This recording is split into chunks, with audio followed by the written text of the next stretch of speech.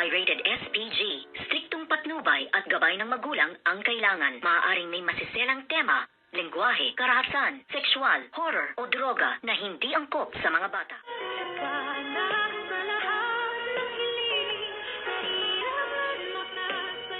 Aking munting channel, kinausap nga nitong demonyitang si Moira, si Miss Claire, at dito nga ay sinulusulan na naman niya ito ng hindi maganda para nga magalit ng tuluyan itong si Miss Claire dito nga kay Miss Lynette Santos, at ginawa niya nga ito ng kwento at sinabi nga niya ito na talagang mga agaw at ahas, at dito naman ay inabutan nga nitong si Miss Claire, si Miss Lynette Santos na nagdala ng pagkain, ngunit mali nga ang nasa isip nitong si Miss Claire, ay tinuturuan lamang at sinasabihan lang nitong si Miss Lynette Santos ang pamangkin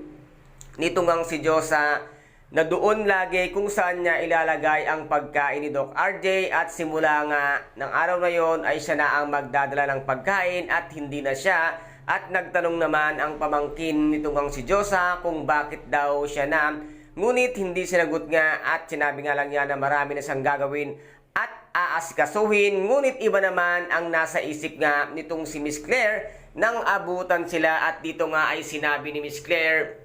na bakit hindi mo pa aminin, Lynette, na meron ka pa ring feelings at pagmamahal kay RJ, na kahit na ngayon ay magjowa na nga sila at mag-girlfriend, ay hindi pa rin matanggap ni Miss Lynette Santos dahil sa totoo lang ay talagang minahal nito ngang si Miss Lynette Santos si Doc RJ, ngunit wala na siyang magagawa sa ngayon dahil namili na nga ito at nagdesisyon na nga siya kung sino ang kanyang mamahalin at pagbibigyan niya ang kanyang sarili para maging masaya at maligayang muli sa kanyang bagong pag-ibig. At dito naman ay may isang bagong karakter na darating nga dito sa Apex Medical Hospital, at ito na rin kaya ang siyang magpapasaya at magpapaibig at magpapabago ng buhay ni Miss Lynette Santos, kung kaya't abangan natin kung sino at kung ano ang magiging karakter ng bagong pasok sa Apex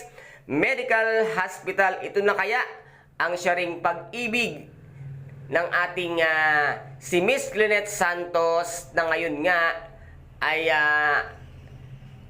nagdadalamhati dahil sakit ng kanyang nararamdaman. At ano rin kaya ngayon ang gagawin ni Doc RJ pag umibig na rin muli ang puso ni Miss Lynette Santos sa bagong darating dito nga sa Apex Medical Hospital, na sana nga ito na rin